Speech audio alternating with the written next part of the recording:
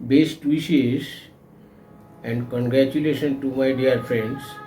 আমার প্রিয় বন্ধুরা, আজ বলবো ব্যক্তি জীবনে রঙের প্রভাব এবং গ্রহদের দেবতা সম্পর্কে। যেমন সূর্য লর্ড শিব, পিঙ্ক কালার; চন্দ্র দেবী পার্বতী, সাদা রং; মঙ্গল লর্ড হনুমান,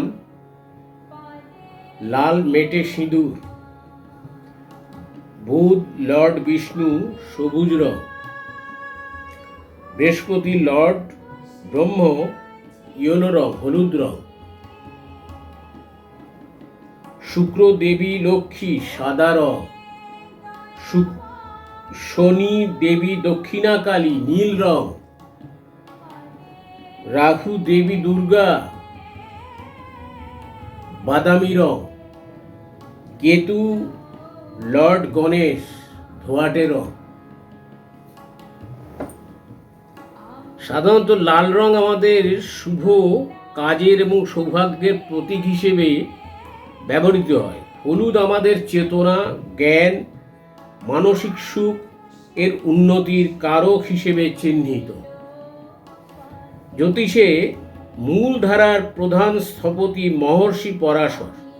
পূর্বজন্মের কৃতকর্মের পরিণামী ফল তাকেই প্রারব্ধ বলে।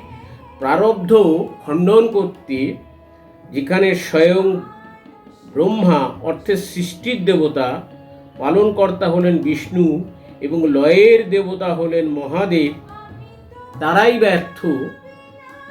কিন্তু ভারতীয় প্রতিষ্ঠিত এবং বিশিষ্ট জ্যোতিষীগণ অহরহ বিধান দিয়ে দেন, যেখানে আমাদের সমস্যা সমাধানে তাদেরই শরণাপন্ন হই। আমি স্বল্প জ্ঞানের একজন মানুষ এবং তাদের আশীর্বাদকে পাথেয় করে আমার এই বক্তব্যের সুর।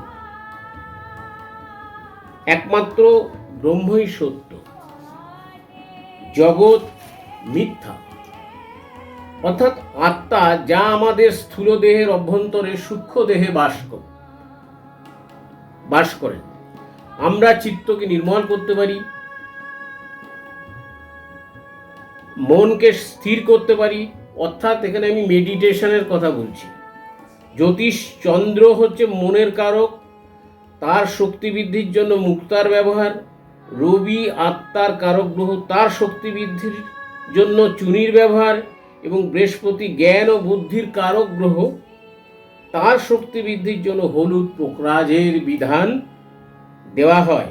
কিন্তু মেডিটেশনের মাধ্যমে যদি আমাদের প্রাণ শক্তির সঞ্চার করতে পারি, তাহলে এই মূল্যবান গ্রহ রত্নরশ্মির গুরুত্ব অনেকটাই কমে যাবে।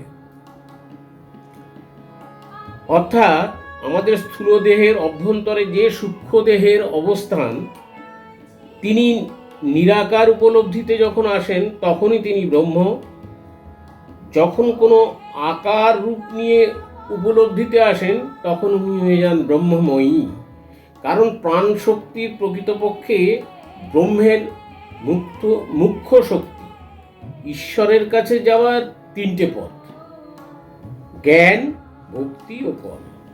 তাই আজ বক্তব্যের শেষ লগ্নে আমার নিজের কাছে নিজের সেই প্রশ্ন, কোথায় বিশ্ব ব্রহ্মাণ্ডের সেই মহাজন? ওরে তুই কর নিবেদন, প্রাণের বেদন, প্রাণ বিলায়ে পায়ে ধরে, কিন্তু কোথায় পাবো তারে?